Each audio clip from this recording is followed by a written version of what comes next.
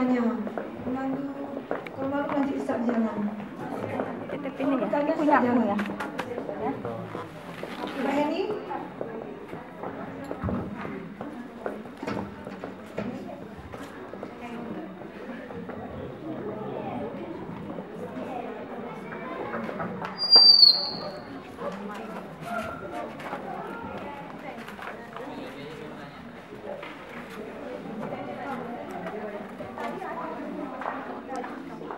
Unilani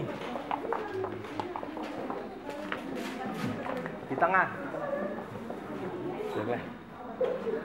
di tengah. Tadi ada banyak, sekarang lupa gara-gara makan ini. Kalau sambil menunggu pertanyaan, mungkin saya pertama yang akan bertanya. Ya, silakan. Menarik sekali sebenarnya yang tadi disampaikan oleh Ustaz masalah bagaimana kita berhablum minanas dengan pasangan kita ya. Salah satu yang tadi yang bisa saya sampaikan adanya hadis Rasulullah yang menyatakan bahwa andaikan suami meminta jatah jadi istri itu tidak boleh menyatakan tidak. Seperti yang dijelaskan lebih detail di hadis tersebut, walaupun harus di atas minta. Ini saya masih ini Ustaz, yang aplikasinya itu gimana Ustaz? Mungkin juga kan kalau kita sebagai suami menginginkan itu, terus istri kita katakanlah nggak siap, itu kan jadinya istri itu menanggung dosa Ustaz. Jadi aplikasi untuk kita itu sebaiknya gimana menyikapi itu Ustaz? Jadi itu aja pertanyaan saya.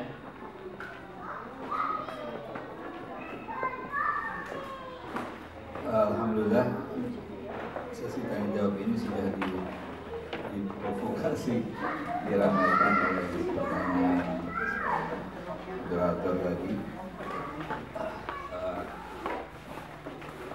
Saya belum bertemu hadis yang tadi pernah saya baca, tapi kita ambil yang setara lah ya. Ada satu hadis terkait dengan tadi.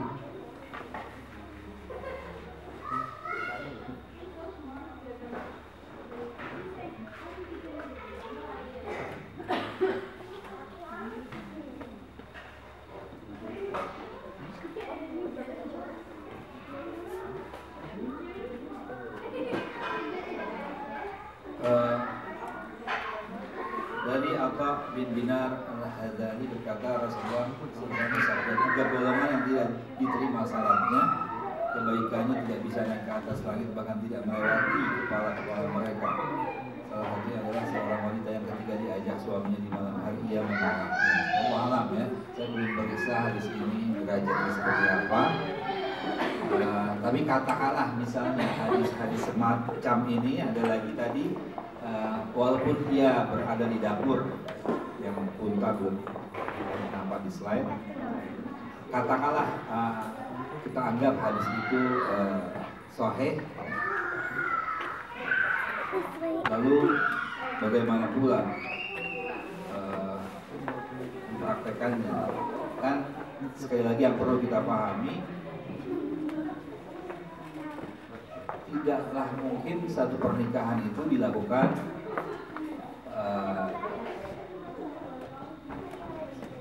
dari salah satu sisi saja. Hablum minan nas itu berlaku pada dua belah pihak. Sehingga maksud saya adalah keinginan Allah, keinginan Rasul terhadap para istri adalah menjadi istri yang salihah, istri yang qanitat, istri yang apabila diminta oleh suaminya maka dia harus merespon dengan baik.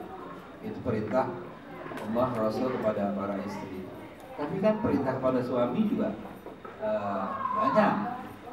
Misalnya saja yang tadi saya sampaikan di slide-slide awal, wa'ashiruhunna bil ma'ruf, perlakukanlah para istri itu dengan baik, ma'ruf. Ma'ruf itu artinya ya sesuatu yang sangat luhur, sesuatu yang sangat bijak, sesuatu yang sangat welas asih, adil, dan sebagainya. Jadi kalau ada suami yang berlaku seperti itu, artinya mentang-mentang ada hadis tadi lalu dia memanfaatkan, menjadikan dirinya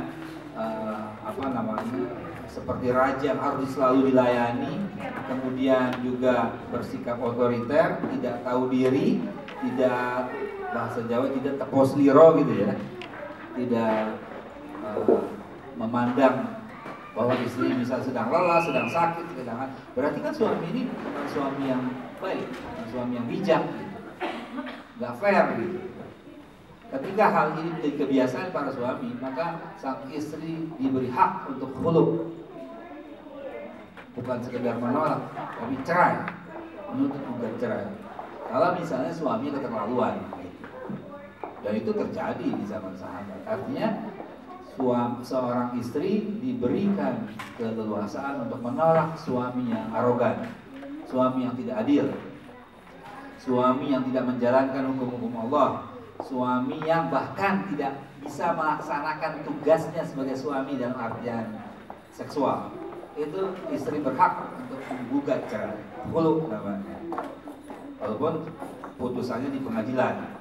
Maksud saya adalah nggak bisa serta-merta satu hadis, satu ayat dilihat sendirian. Harus dilihat secara komprehensif, dilihat dari dua belah pihak. Jadi kalau kedua-duanya menjalankan dengan baik, istrinya responsif, bagus ya. Suaminya juga luar biasa perlakuan kepada para istrinya, asmara lah yang terjadi insya Allah. Salah satu, makanya saya tampilkan di sini misalnya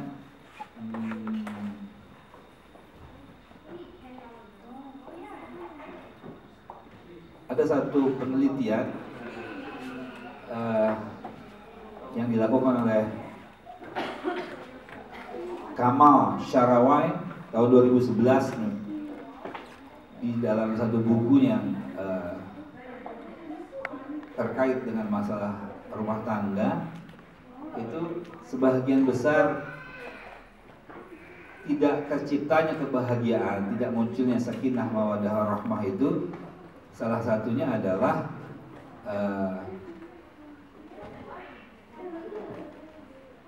yang saya tulis dengan tebal ini, misalnya cukup relevan, yaitu pemahaman dan aplikasi nilai-nilai Islam yang kurang, yang minim. Ini menjadi salah satu penyebab ketidakbahagiaan. Jadi sekali lagi, sakinah mawaddah warahmah yang merupakan wa min ayatihi, tanda-tanda kebesaran Allah, ketika jadi samara itu baru wujud, baru muncul, baru actualize ketika keduanya menggunakan software Islam gitu. Keduanya menggunakan Islam sebagai reference. Kalau salah satu darinya tidak menggunakan, maka bergejolak rumah tangga itu. Maka sekali lagi di ujung ayatnya itu adalah liqaumi yatafakkarun, bagi mereka yang menggunakan akal pikiran. Kalau yang juga sering muncul, lack of serious commitment in the marriage relationship. Jadi hubungannya sendiri tidak dibangun dengan komitmen yang kuat dari kedua belah pihak. Artinya salah satu mungkin lebih kepada kepentingan dirinya, lebih besar egonya. Ini juga mengakibatkan hubungan juga menjadi rapuh. Dan serious komitmen itu artinya keinginan yang kuat untuk membangun hubungan. Kalau keinginan yang kuat untuk membangun hubungan, indikator utamanya adalah berorientasi pada giving, caring, bukan wala tamnun tastaksir. Tidak boleh kita memberi dalam keinginan untuk mendapatkan kebahagiaan yang lebih banyak. Allah melarang wala tamnun tastaksir. Janganlah kamu memberi sesuatu dengan harapan mendapat lebih banyak. Orientasi sakinah mawaddah warahmah adalah giving. Suppose giving pasangan dengan pemberian yang tulus. Selalu orientasi seperti itu. Jadi kalau orientasi untuk kepentingan dirinya, selalu yang ditimbang adalah kemaslahatan, kesenangan dirinya. Berarti sudah keluar dari nilai-nilai. Saya pikir hadis-hadis yang tadi itu juga harus dipahami secara bijak.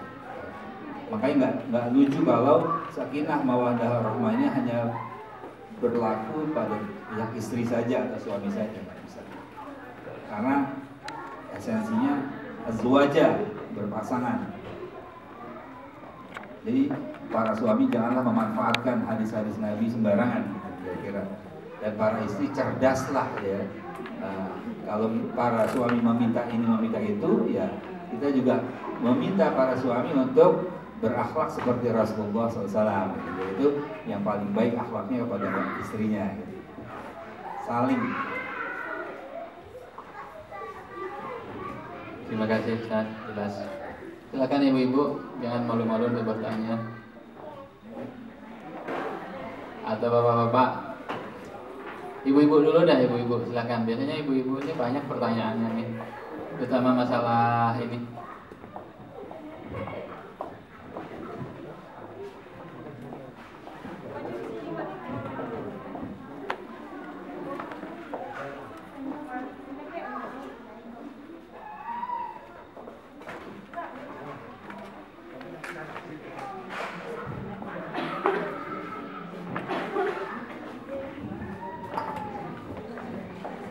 Assalamualaikum warahmatullahi wabarakatuh.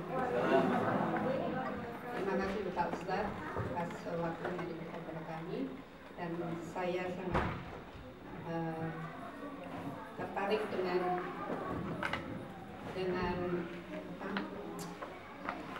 pelajaran yang diberikan pada saat ini. Saya mau tanya mengenai perkawinan.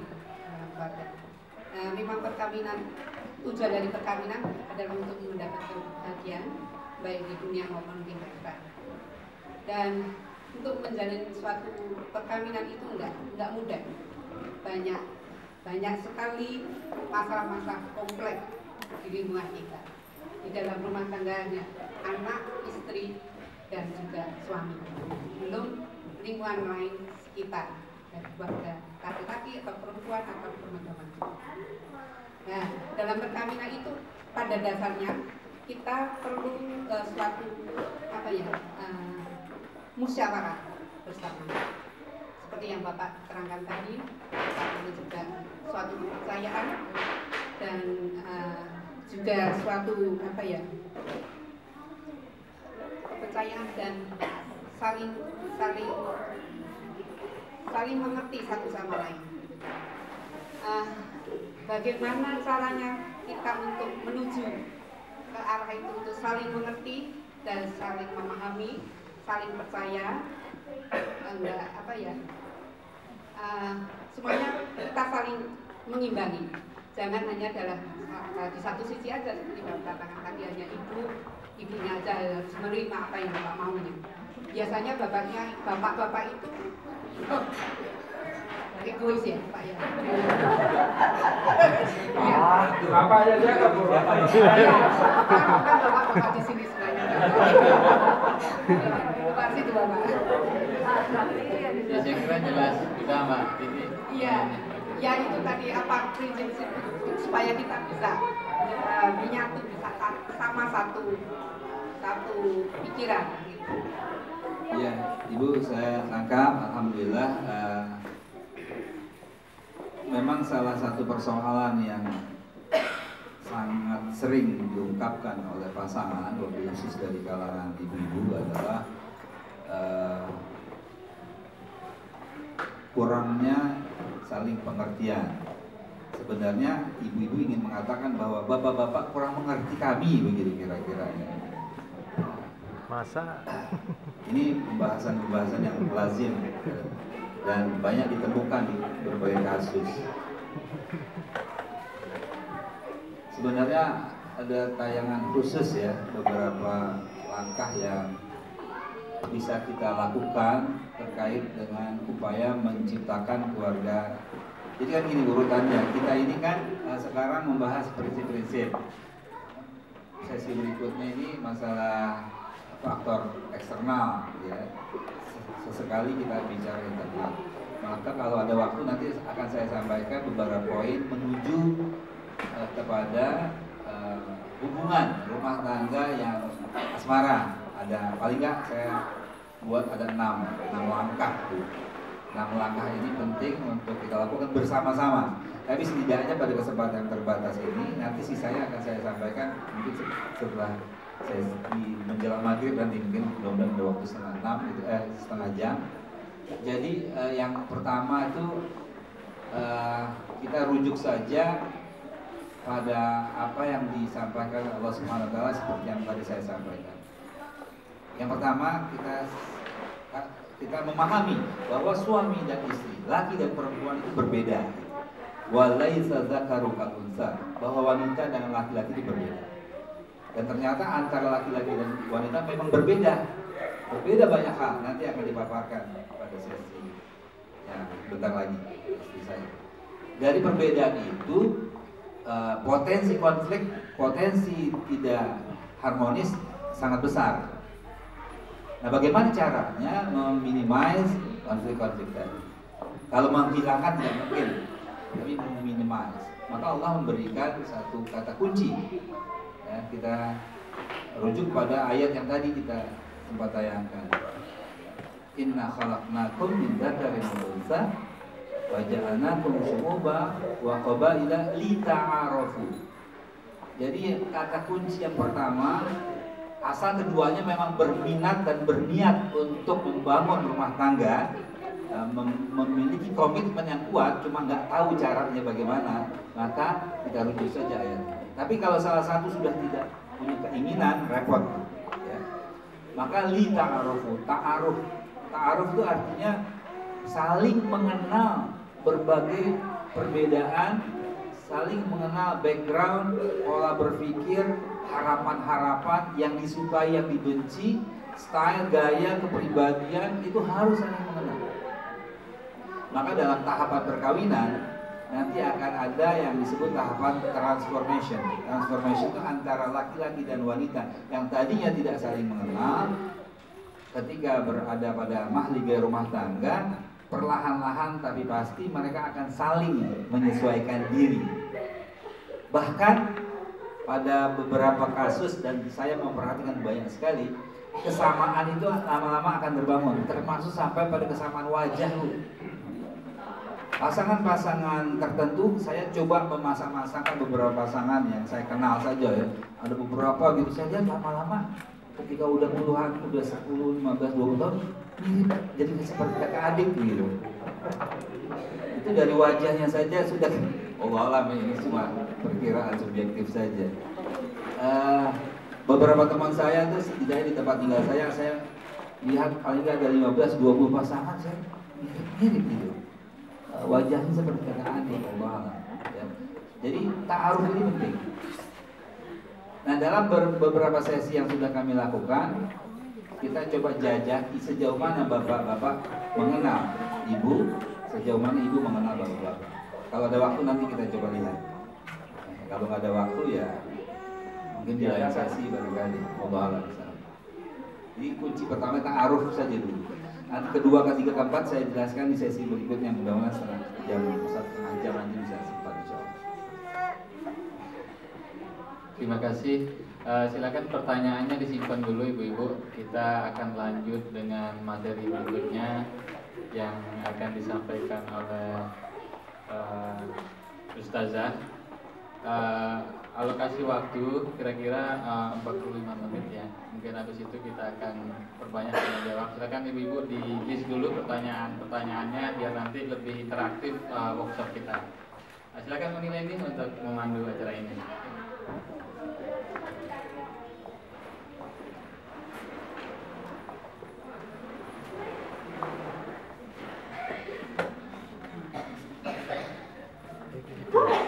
Tak bahasa.